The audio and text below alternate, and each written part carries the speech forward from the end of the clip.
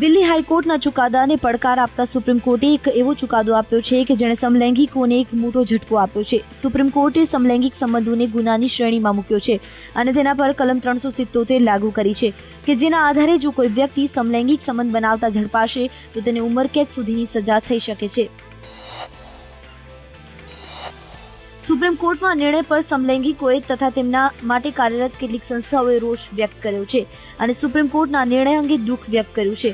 ચુકાદાના સમયે કોર્ટની બહાર જમા થયેલા સમલૈંગિકોને કોર્ટનો આ નિર્ણય સાંભળીને લાગ્યું જાણે તેમનો જીવવાનો અધિકાર છીનવાઈ ગયો હોય.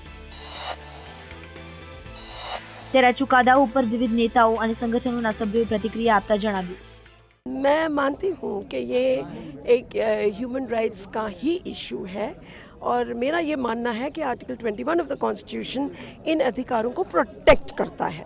मैं तो यही कहूँगी कि ये एक कॉन्स्टिट्यूशनल इंटरप्रिटेशन मुझे सही नहीं लगता है और शायद इसको दोबारा देखना ही पड़ेगा. To say that I'm very disappointed with this judgment because for the first time a judge has taken away the rights of a segment of the Indian people. I'm also a little upset that he has said that the whole Delhi High Court judgment is null and void. You know, we were expecting that he would pick some points, which the weaknesses, but we didn't expect that he would throw out the whole judgment. See, it's the Supreme Court's prerogative under the Constitution to test the constitutionality of a law. They are exercising their prerogative. We have the prerogative to make laws. We shall exercise our prerogative. Delhi હાઈકોર્ટે આપેલા નિર્ણયને પલટતા supreme કોર્ટે સમલૈંગિક સંબંધોને અપરાધ માન્યો છે, જેને લઈને રાજકીય નેતાઓએ જણાવ્યું, I don't know. I have to still see the rule. Whatever it is, we have to. I don't know what the Supreme Court judgment is, but I believe that whatever that judgment might be, appropriate steps should be taken to ensure that all Indians are treated equally, even those with a different sexual preference. तो कांग्रेस की जो गति हो रही है वो इन्हीं सब कारणों से हो रही है. नंदन नीलकणी कौन है? कौन जानता है इनको देश में? ये भले अंग्रेजी पढ़ने निकले वाले 2-4-5% लोग उनको जानते हों, देश उनको नहीं जानता है और जो कर रहे हैं उसको भी देश नहीं जानता. Whenever it renders a judgment or it gives an order, there is always very deep consideration to the issues involved, and it is inappropriate to react to a Supreme Court judgment off the bat. The judgment would need to be studied, it would need to be understood, it would need to be internalized.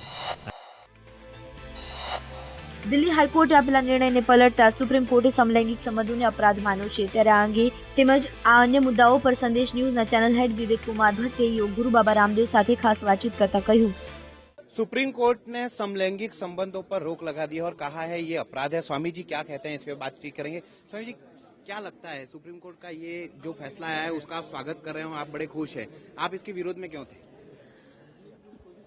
2009 जुलाईમાં હાઈકોર્ટમાં આદેશ આવ્યો હતો ત્યારે સમલૈંગિકો બધા ખુશ હતા કે અમને પાપ કરવાની છૂટ મળી ગઈ. આજે જે નિર્ણય આવ્યું છે આ સમલૈંગિકતા જે પાપ કૃત્ય છે, અનૈતિક, અમાનવીય, અસંવૈધાનિક, અસભ્ય આચરણ છે, એને ખારીજ કરીને હાઈકોર્ટના નિર્ણયને સુપ્રીમ કોર્ટે એક ઇતિહાસ બનાવ્યું છે. હિન્દુ, મુસલમાન, શીખ, ઈસાઈ બધાના હૈયામાં પ્રસન્નતા છે. સમાજમાં અનીતિનો પ્રોત્સાહન, મહિમા મંડન નહીં થવું જોઈએ. તો આજે જે નિર્ણય આવ્યું છે સુપ્રીમ કોર્ટનો એનો હું જ નહીંથી સ્વાગત કરતો, આખું સમાજ સ્વાગત કરે છે. કેમ કે કોઈ પણ બાપ એની વાતથી ખુશ નથી થતો કે કોઈ દીકરીને ઘરમાં પતિ તરીકે લઈ આવે. કોઈ બાપ આવું કૃત્ય નહીં કરી શકે.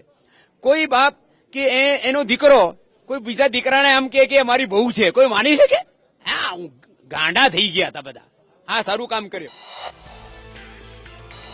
4 રાજ્યોની વિધાનસભાની ચૂંટણીમાં કોંગ્રેસની કારમી હાર પર કોંગ્રેસ નેતા મનીષ तिवारी અને મોહસિન કિદવઈએ પોતાની પ્રતિક્રિયા આપતા કહ્યું કે कांग्रेस अध्यक्षा जी ने पहले ही दिन इस बात को कहा था कि हम ये जो नतीजे आए हैं उनकी समीक्षा करेंगे.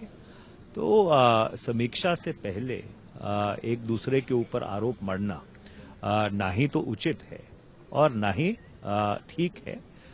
एक बहुत ही गंभीरता से विश्लेषण की जरूरत. कभी कभी इंसान को संयम रखना चाहिए, सब्र ज़ब्त से काम लेना चाहिए। हार जीत होती है और उसकी मैं उसमें नहीं हूँ, लेकिन ये है कि हम क्यों हारे और किस तरह से, क्योंकि सब उसमें कसूरवार होंगे, कोई एक तो कसूरवार नहीं है।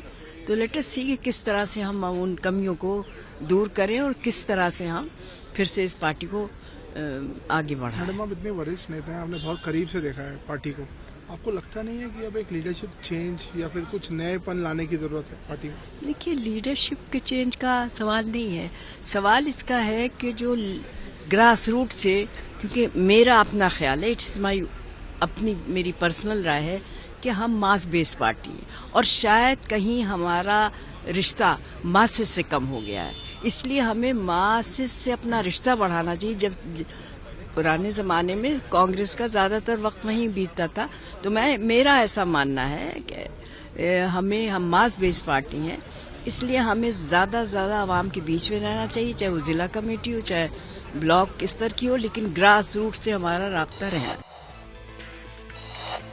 ભાજપના વરિષ્ઠ નેતા લાલકૃષ્ણ અડવાણીએ 4 રાજ્યોમાં ભાજપની જીત માટે મોદીને બદલે જે તે રાજ્યના મુખ્યપ્રધાનોને શ્રેય આપ્યો છે। અડવાણીએ વધુમાં જણાવ્યું કે मैं समझता हूं कि सभी ने योगदान किया, सभी ने, और उसमें क्योंकि असेंबली के थे तो उसमें निश्चित रूप से जो मुख्यमंत्रियों का काम है और उनका जो है उसका जरूर ज़्यादा महत्व है। ટાઈમ્સ ઓફ ઇન્ડિયાના હવાલાથી મળેલા એક સમાચારમાં ચોંકાવનારી વાત સામે આવી શકે છે કે આવનારી લોકસભાની ચૂંટણી માટે ભાજપના પીએમ પદના ઉમેદવાર નરેન્દ્ર મોદીની સામે કોંગ્રેસ યુઆઈડીએના ચેરમેન નંદન નીલેકણીને ઉતારી શકે છે।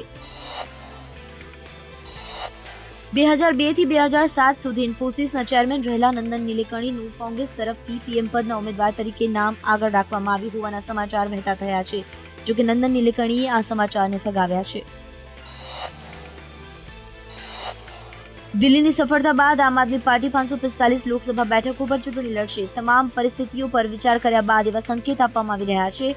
લોકસભા ચૂંટણીની રણનીતિ તૈયાર કરવા માટે પાર્ટી કોર ગ્રુપે એ નિર્ણય લીધો છે કે એક કમિટી બનાવાશે, જેની કમાન સિનિયર લીડર યોગેન્દ્ર યાદવ અને સંજય સિંહને સોંપવામાં આવશે।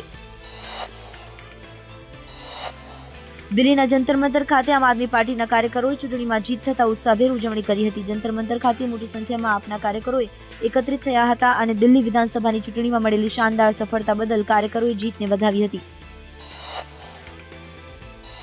જંતર મંતર ખાતે આમ આદમી પાર્ટીના નેતા અરવિંદ કેજરીવાલ, કુમાર વિશ્વાસ, મનીષ સિસોદિયા સહિત દિલ્હી વિધાનસભાની ચૂંટણીમાં જીતેલા ધારાસભ્યો હાજર રહ્યા હતા અને દિલ્હી વિધાનસભાની ચૂંટણીમાં પોતાની જીત બદલ જનતાનો આભાર માન્યો હતો।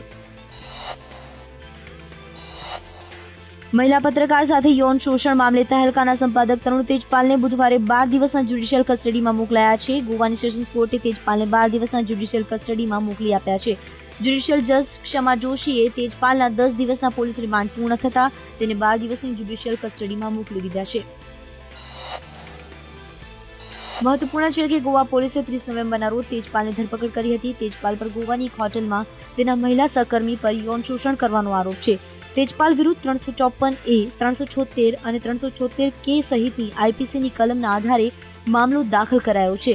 પોલીસ સૂત્રોના જણાવ્યા પ્રમાણે તેજપાલને વાસ્કોની સદા સબ જેલમાં રાખવામાં આવશે।